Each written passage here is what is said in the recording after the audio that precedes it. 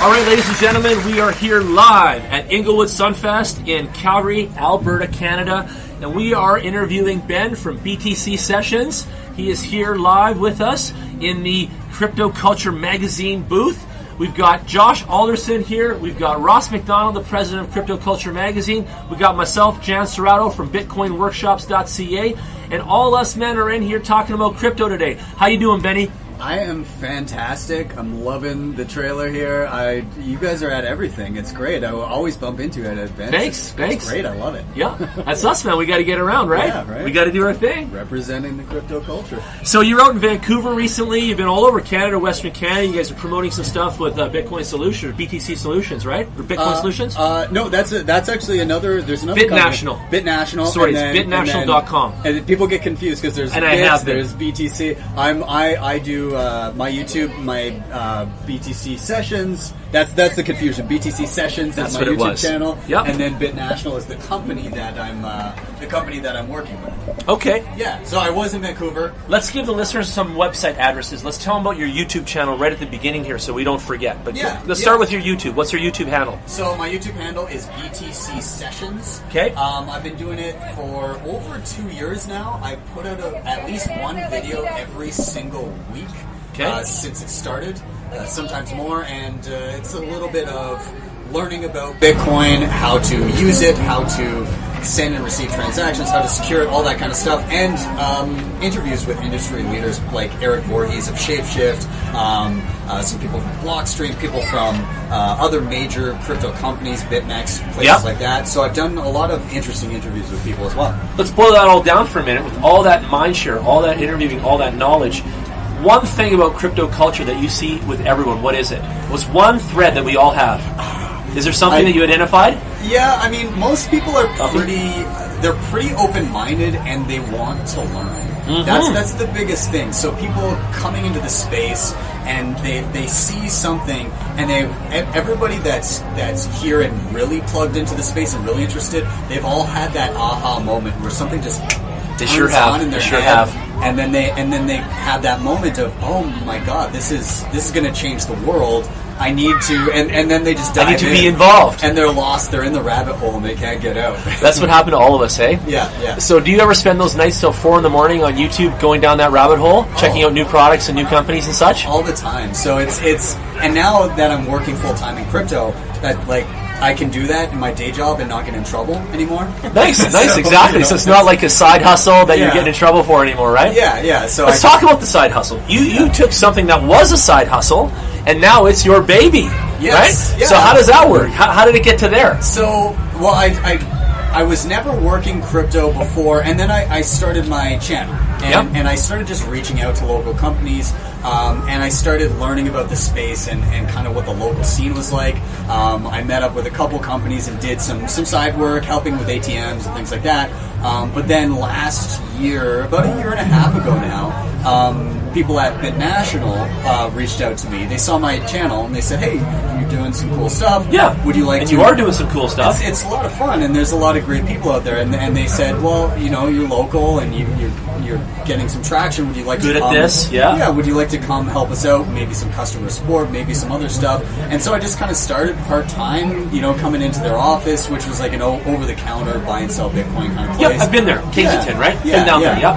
Yeah, so I kind of started helping them out, and then it turned into it got to the point where I was like, I can't concentrate on my regular job anymore, which I should say I'm super thankful to have that job. I was at it for 10 years. I used to teach little kids how to breakdance. Oh, so you're a dance teacher. Yeah. Nice. So you quit dance teaching to get full-time into crypto? What are the kids saying? Are they missing you yet? I think maybe a little bit, but I left it in good hands. By the way, I love dance. I go to Vegas to watch the Salsa Congress every year. The Salsa Congress comes to Calgary at the Hyatt every year. I'm part of all that. I sponsor that. I'm in love with that. Oh, that's I can't even salsa dance, but I watch it, and I'm such a fan. So, I bring the whole family to that. Yeah, it's great. Dancing's an expression of creativity that I'm in love with. It is. It's a great community to be in, and it was. A lot of people said, "Oh, well, that's an odd transition going from dance to crypto," but it worked quite well because the thing about it was I spent day in and day out breaking down complex movements to school children. Okay. And so I understood a concept and was able to present it in an easily digestible fashion.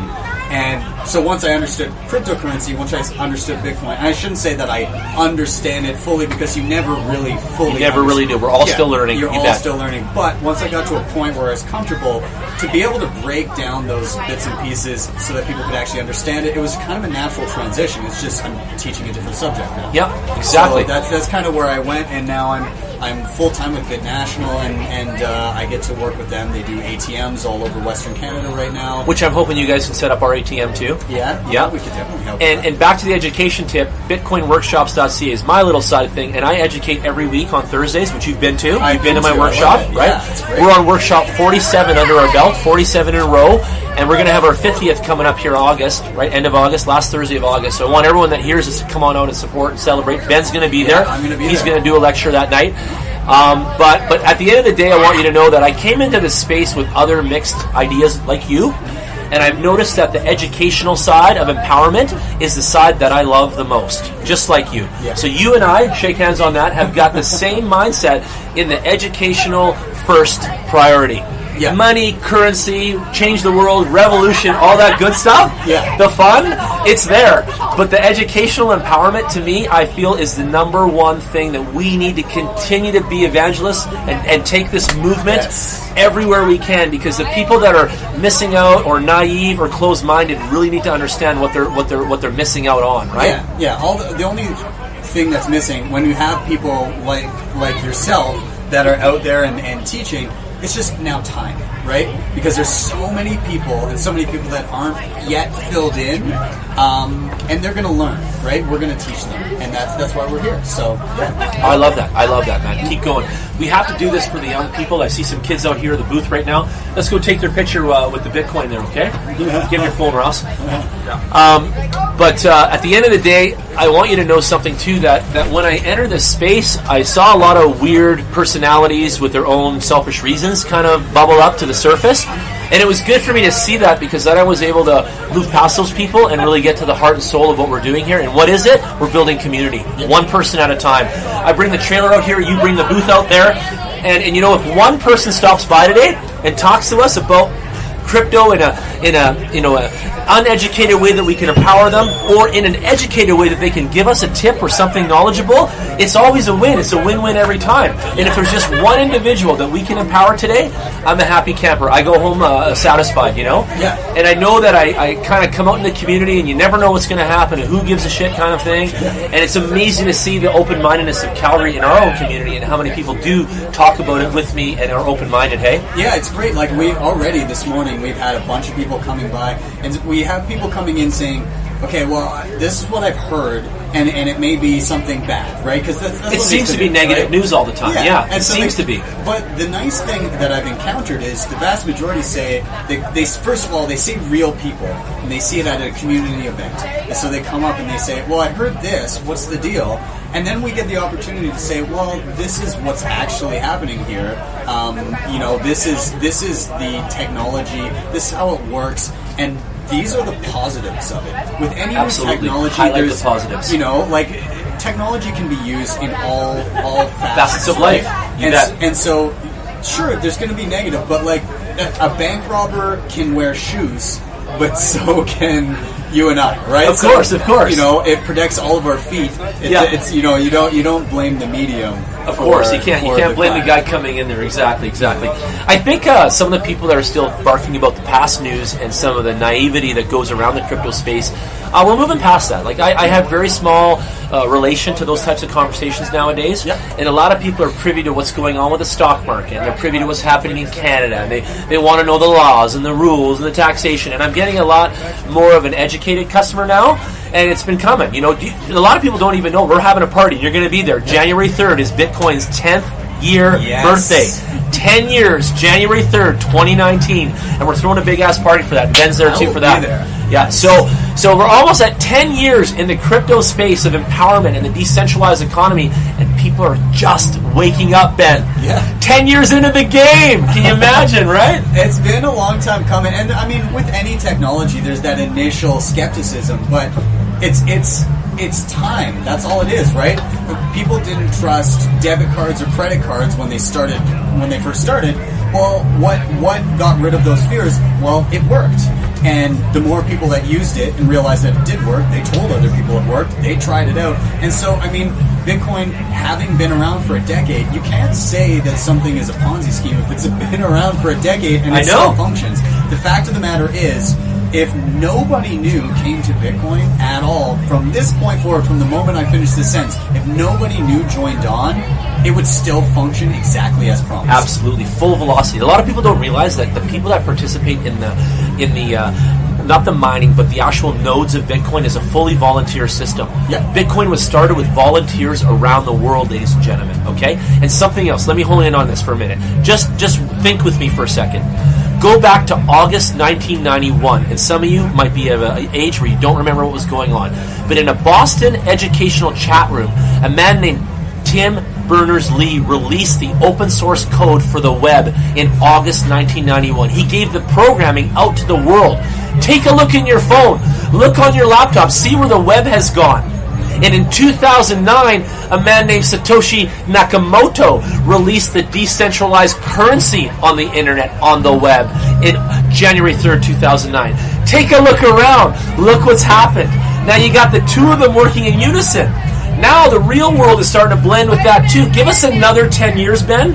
Where are we going to be at when the world, the web, and the cryptocurrency has all meshed, blended by now? 10 years from today, where are we going to be? What do you think?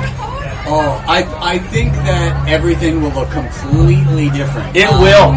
We'll be so integrated, hey? Yeah. Well, I mean, you had the internet, and it enabled people to have freedom of speech globally. You bet. Right? You can now put out your ideas for the entire world to see, and you can't be silenced. Well, this is freedom of speech via money. Yep. Right. You get to vote where you spend your money, in a sense. Money is now a form of speech. It is so. Right? It is literally just code messages. is law. Code is law, brother. Absolutely. And so it takes this idea of borders and it completely eviscerates them. It does. You know, you can remember a 12-word phrase in your brain, and you can go anywhere you want, and all of a sudden, that 12-word phrase could represent millions of dollars. And you can unlock that. Yeah, and what happens? It's like when you cross a border and you have those words in your head.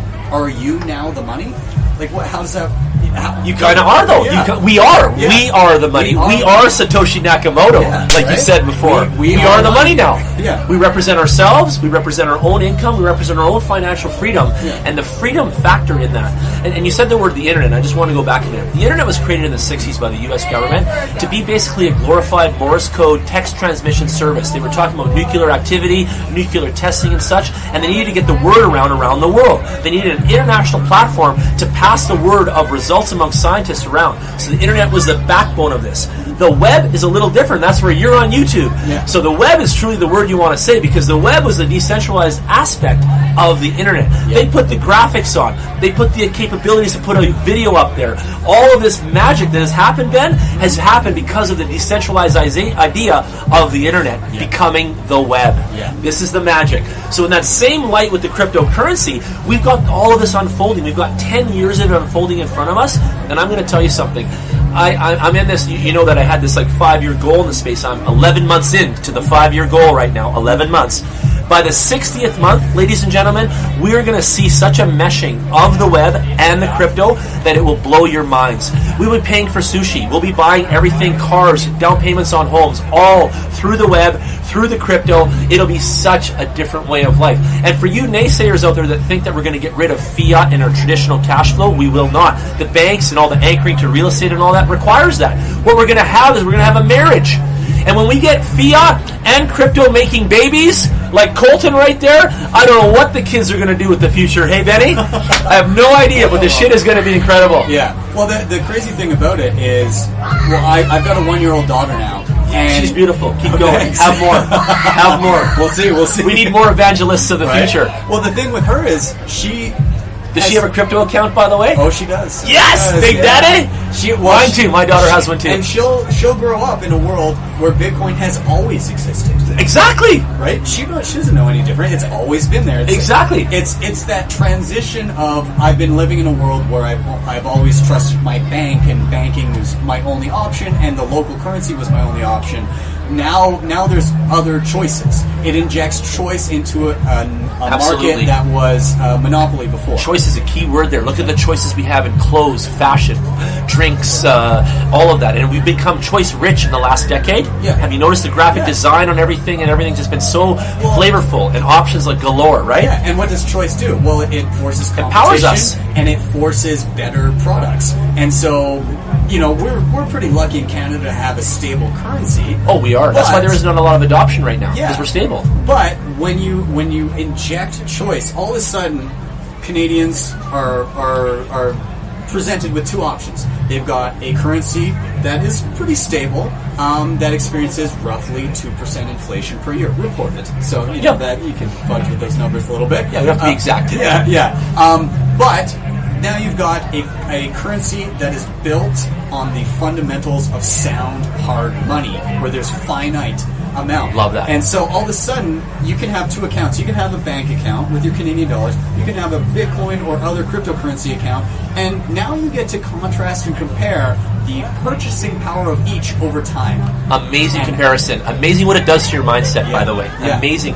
So everyone out there listening, get yourself the Jax wallet, JAXX. It's in your app store. It's free. Get that wallet. Get some Bitcoin. Call one of us. We'll help you out. We both sell Bitcoin, Ben and myself. Get empowered. Try it. Get $100 worth. And then I get all the newbies to get $100 worth in their wallet. And then watch it like 100% of a stock. In that light. In that idea. And then my friends will phone me. Jan, my $100 in Bitcoin's at 114 right now. Thanks, bro. I'm up 14%, and they gauge it like that. It's great for the noobs, because when they look at it in a percentage of such, they start to understand that this thing is moving and growing right before their eyes. I always give the same thing too, is that Canadian money sits in your wallet at $20 flat. Bitcoin money or crypto in your wallet at $20 is growing. Just do the math. One grows, one doesn't. Where do you want to be? Where do you want to save?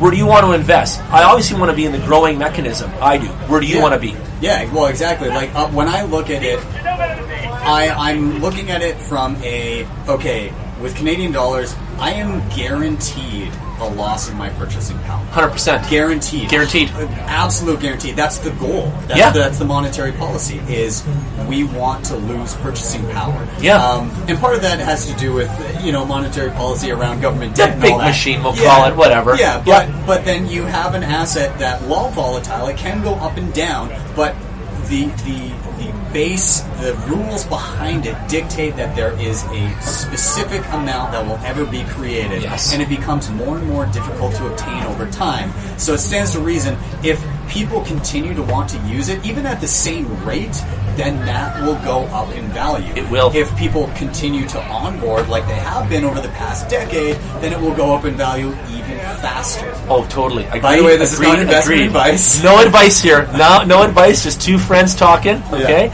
No advice, but listen to what we're talking about.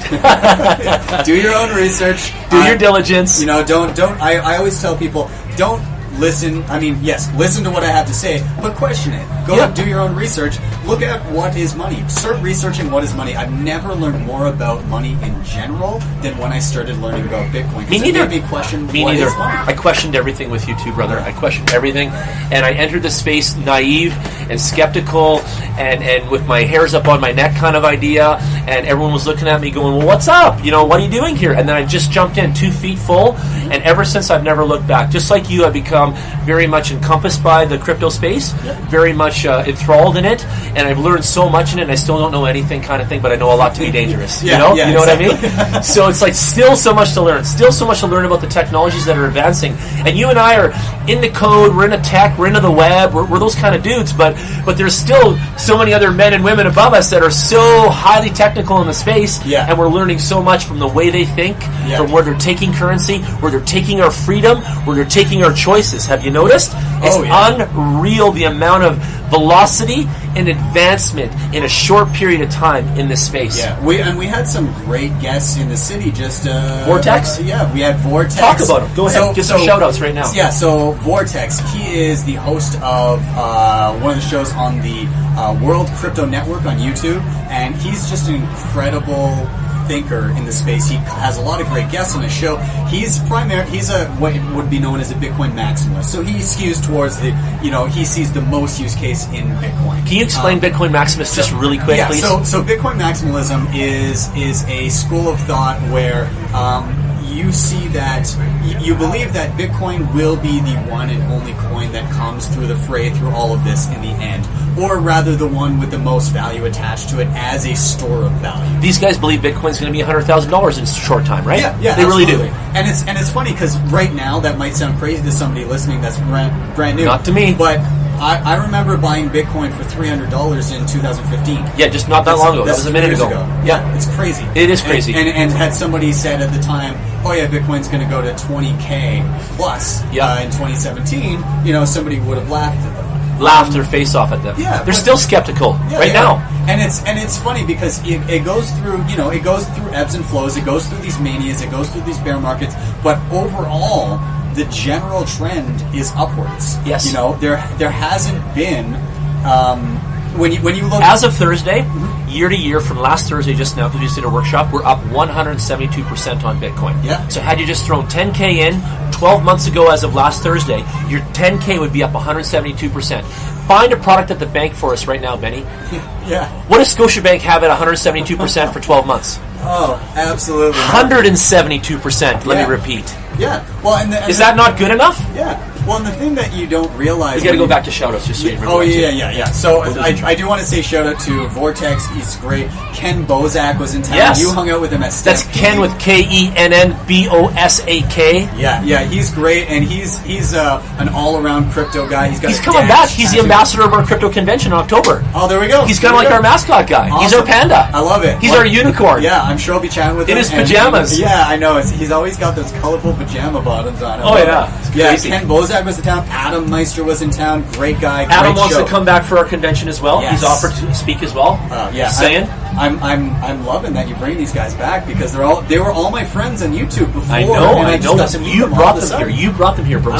Your energy in Calgary is so awesome. You're a top-notch guy. I love you since day one, by the way. It's so fun. Mad respect. These people. And then we had Rodolfo Novak, who's the inventor of the Open Dime, which is more or less like a bearer bond for Bitcoin. So it's more or less like a thumb drive that you can store Bitcoin on, but you can know that nobody can spend it unless they punch a hole in the device, and you can tell that. So you can check the balance and pass it from person to person. How cool is that? Yeah, so we need one of those. Do you have any of those? Can we see one? I don't have one on me, but I can bring one next time. Yeah. Later on, let's check that out. Yeah, so really, really cool, interesting things being built there. And Vitalik from Ethereum was saying on Twitter that he wants to see the world bring a plastic card to the grocery store loaded with crypto that people can buy. Yeah. And there's one of the guys you brought to the Bitcoin rodeo from some card company. Who is he?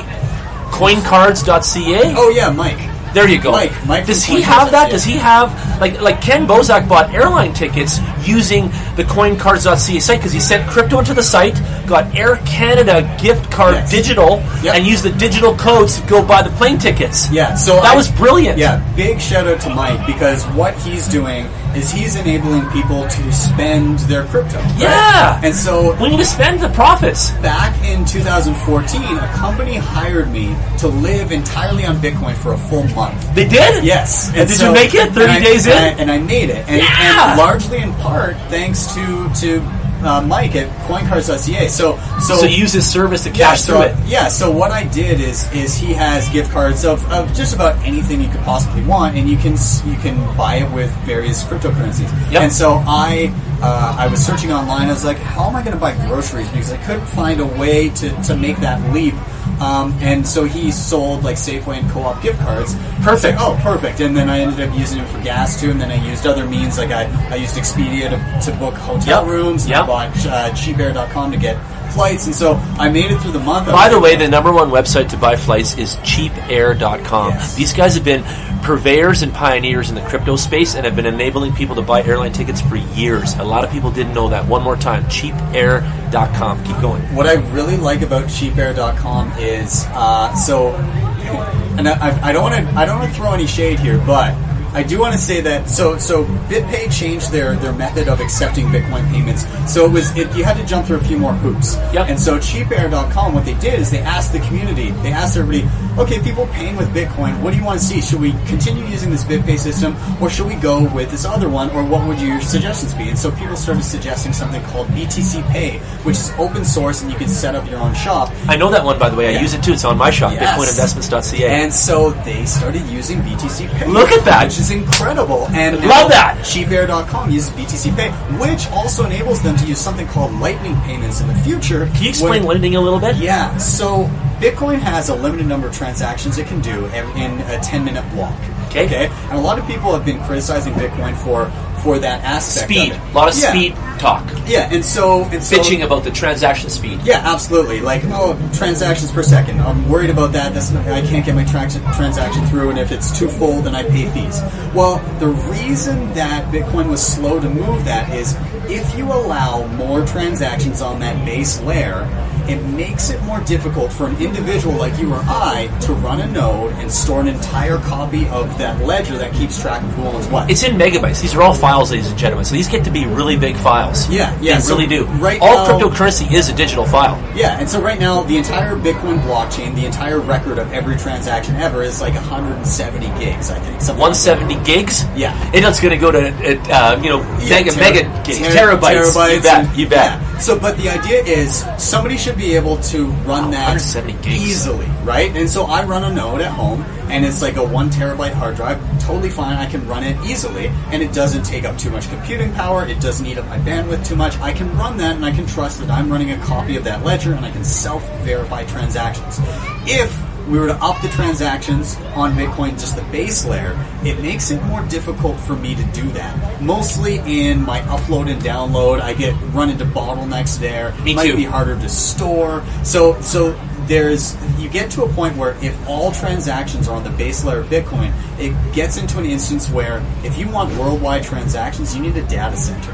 And all of a sudden you get into this instance of, well, if only large companies running data centers can run Bitcoin, then isn't that just a new form of banks? It sure is. And so what Lightning proposed to do, and is actually currently doing, they're already in open beta on the main network. They're on the main network. You can use Lightning now. It's the UI, the user interface is not yet ready for mainstream adoption. It's still, they're making it pretty. It's quirky. A lot of the things in the space have been quirky, but they get refined. Yeah, so you got to be patient. So what this is it's a layer on top of Bitcoin where you're dealing with contracts with money. So you can do millions of transactions per second. Does the user see any of that, though? Like when I'm in my Jax app and I send you $100 in Bitcoin, do I see any of that quirkiness, or does the app just handle the Lightning Network and shoot it over? Eventually, you won't. Right now, what it is, so there are some apps in the App Store where you can utilize the Lightning Network, and what it looks like is you have a Bitcoin wallet, and then you say, I want to allocate a certain amount of my Bitcoin to the Lightning Network. And so you do a transaction and it switches it over. And very cool. All of the money in the Lightning Network can be sent. It settles in fractions of a second. Wow. And it costs you fractions of a penny. So it's very similar to Dash. Have you seen how fast Dash is lately in their thing? Yeah. By the way, I just want to go into Google Trends and type in Dash and Bitcoin and then do a comparison. And you'll see that Dash beats Bitcoin in some of the areas of the world right now. And it is the retail, everyday usage champion of the world right now, Dash Coin.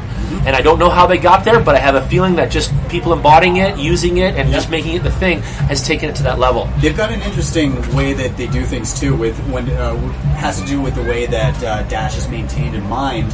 And so a certain amount of Dash that is created is allocated to marketing. So they actually have a fund. They're so smart. Yeah. So they've said they voted on that, by the way, with their masternodes. I read that too. Yeah. What an awesome organization. There's autonomy to it. There's the nodes doing the voting. There's the individual human aspect. Yeah. There's all this integration going on. I think Dash is still the poster child of the way crypto should be, to say that, okay? Yeah. And if you were going to ask me what's my second favorite, it's D for Dash. I love Bitcoin to the wholeheartedness, and it is my baby. Yeah. And then my girlfriend to Bitcoin is Dash. That's how it works for me. I love those two. I'm a big fan of both of those. And they're making fucking big inroads in this world, and they impress me to no end. If I had to choose my mistress to Bitcoin, do it. It would be Monero. Oh, yeah. I've got a gold 24K Monero coin to give you today. I don't know if you got one or not, but I got one for you. Yeah, I love that. Why Monero? Well, because it's a privacy coin, and I'm big on privacy. I think that individuals should enjoy monetary privacy. I agree. Unless there's money is none of anybody's business unless you make it such. Exactly. Unless you're implicated in a crime, then it should be none of anybody's business how much money you have and where you spend it. Absolutely. And so, what I like the idea of an open ledger for the government. Yeah. Imagine paying your taxes on the Bitcoin blockchain and then being able to scrutinize every movement of your tax dollars from then on in. Oh, what was the government did it go to roads? Bitcoin on? Yeah. Did it go to roads? Did it go to children's education? Where did it go? And you know what would be even cooler is if we could have a say in where the money pathed to after that. Yeah. And more of that, if we could just vote properly on the blockchain and have that transparency. Yeah. Last time Nenshi got in there, they had run out of ballots. People never voted. That wasn't a fair election in my mind. No matter what they said on the news, if you saw people turn away from the voting stations, if you saw them run out of ballots, right there, the numbers and stats are skewed. Yeah. Right there, ladies and gentlemen. So that voting was not on fair ground. Yeah. Enable us all with the blockchain technology, put us all in the light of the government and have us in a transparent system, and let us all vote electronically. Yep. We would move mountains, ladies and gentlemen. We would move mountains together in the public and the government scene. Are you familiar with the idea of something called liquid democracy? I'm not.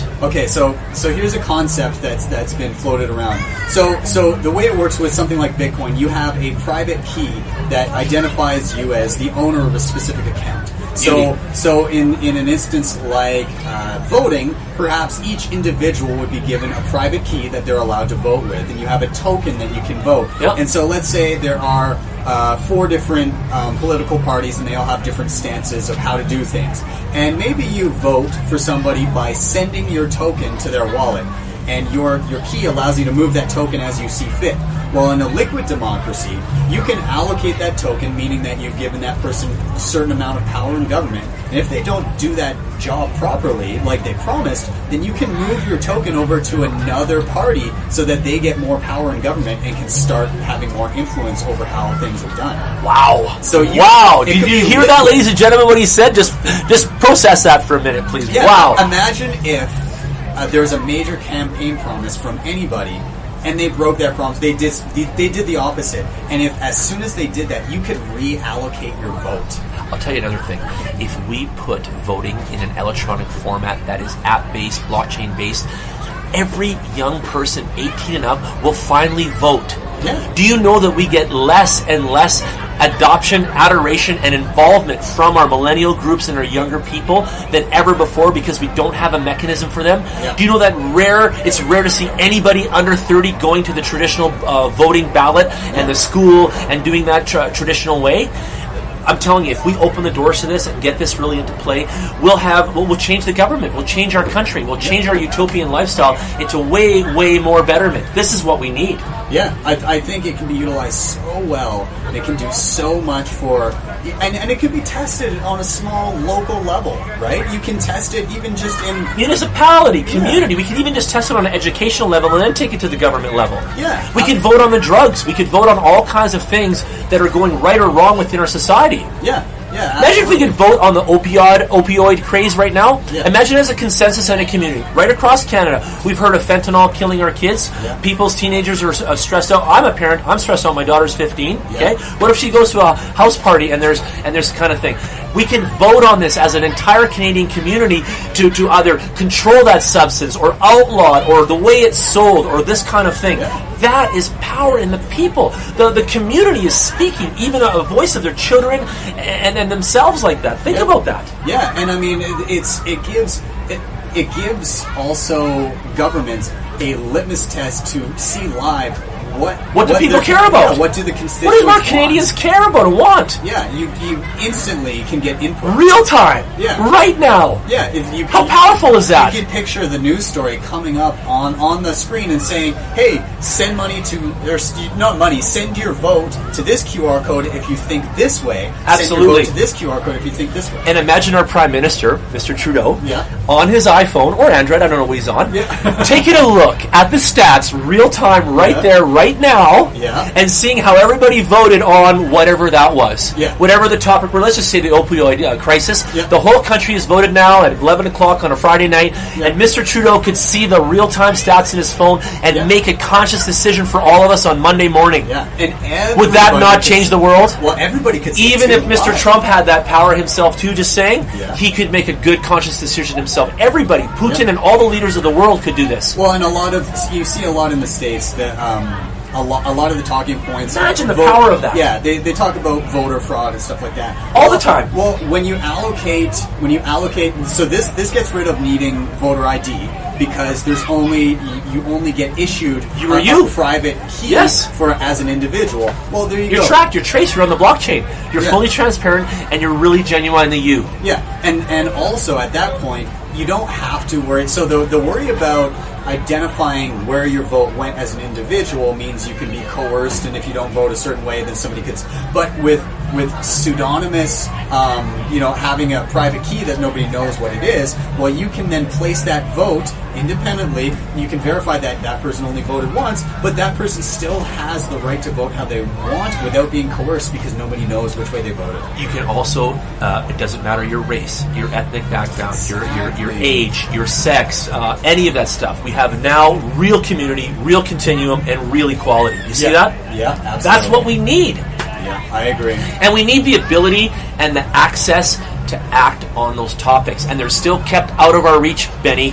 We still can't vote on the opioid crisis right now, and we would if we could. Do you understand that? Would you believe that? Oh, yeah. Would you vote right now if we could? Well, if I could pull it up on my phone and just tap a button, of course I would. Me too, man. Every issue that came so to my if the mind. government or any representatives listening to our podcast, talk to your managers, talk to the people above you. Let's get the blockchain integrated into our government, into our system. Let's get Canada to be the golden, shining example in the worldwide economy of what an entire community voting for the betterment of a country could look like. Yeah. Imagine our lives. You know how many people walk the earth feeling less powerful and disengaged because they have no say in so many things? People don't vote because they say, I don't give a shit. I can't change anything. I can't do anything. Yeah. That's the problem. Give us the blockchain. Put it in systems. Give us this ability, and we will change our country. We'll change the attitudes of us husbands and wives and their children are all across our nation. It's incredible how much power this could create for all of us. Yeah, I'm excited to see what the next decade brings. Me too, man. I'm so excited. So let's bounce off with politics. Sorry for boring everybody, but I know you love what we're talking about. But let's get back. We'll wrap some stuff up here. We've been talking about half an hour. Anything we want to tell anyone? Do you want to leave any more shout-outs? You want to give us some websites? You want to say thank you to anybody that's helped you get here? One, I should shout out the company that I'm here with. What we've been doing. I talked a little bit about them. I didn't give a website, but I'm going to now. Talk about their STO. We've got a coin coming out. We're going Canada-wide. So what we're doing, so it's BitNational. You can go to bitnational.com to check us out. We have ATMs all over Calgary. We have them all over Vancouver. We've got some in the Okanagan. We've got some in Edmonton. If people want to join the ATM business, can they join up with you? Yes. So if somebody wants to host an ATM at their business, we do partnerships like that. You can reach out to us. You can email info@bitnational.com. And so if you like Bitcoin, you want a Bitcoin ATM in your establishment, you can have that. Also, our machines, they host 4 different cryptocurrencies right now: Bitcoin, Litecoin, Ethereum, and Bitcoin Cash. Okay. So all of those are on there.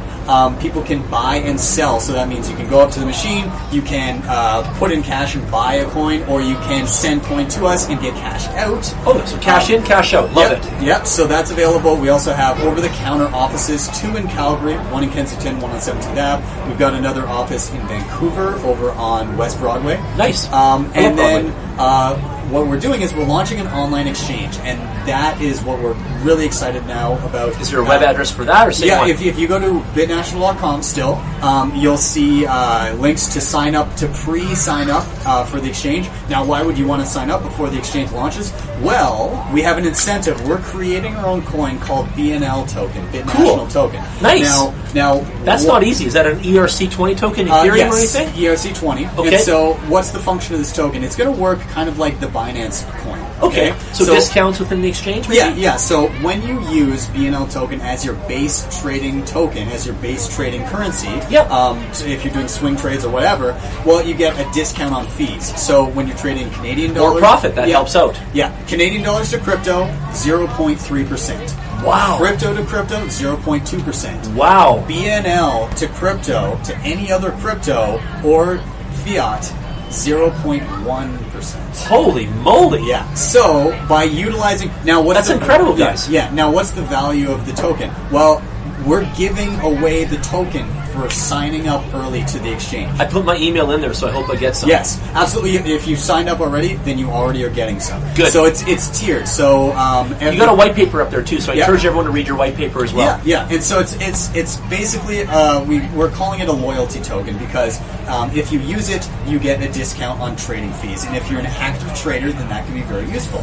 Cool. So we're giving away tokens. We're giving away 25% of all the tokens upon launch, and that's going to be the first. I can't remember how many thousands of Doesn't people. matter. We're aiming to get 30,000 people on the platform upon launch. Okay, so we've got our work to do. So get on there, everybody. Don't be lazy. Sign up. And so the first tier, which isn't gone yet, you get 1,500 BNL tokens Holy for moly! signing up. And the Binance tokens came out at dirt cheap when they came out. Yeah. And they've hit $20, I think, or even more USD.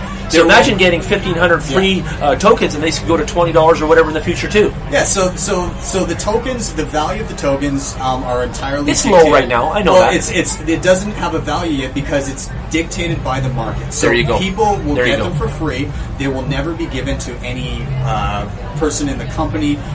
So we won't be able to. It's all community, is what you're saying. Yeah, and so all community driven. So the stuff that's retained, it gets given out as promotional stuff later. Giveaways, stuff like that. Yep. But we're giving away 25% upon launch. That's amazing. And so this is going to hopefully be just another trading pair to enable people to get cheaper fees. And so if you sign up early, then you get a bunch of these tokens for free. Love it. 1,500 tokens, right? Yeah. So sign up, ladies and gentlemen. After a certain threshold, that drops to 1,000, and then after a certain threshold, that drops to 500. So the sooner you sign up, the more tokens you get for free. Gotcha. Sliding scale. Okay. BitNational.com. BitNational.com. If you want to find me on my YouTube, it's BTC Sessions. Just search on YouTube. You'll find me. I'm going to have a website up in about a month here. Okay, cool. Yeah. Cool. I'm Jan Serrato, and I'm from BitcoinWorkshops.ca. That's how you can find me. And we're going to wrap things up. Thanks for having Ben here from BTC Sessions and BitNational. And we are down here at the Inglewood Sunfest with the community of Calgary, showcasing Bitcoin and cryptocurrencies, and we're doing a good job. People are loving what we're doing, Benny. So let's keep it up, okay? Cheers. Thanks, broski. I'll see you on the 50th workshop, okay? I will. I'm excited. All right. Thanks for coming out, man. Thanks, man. Love Cheers. you, buddy.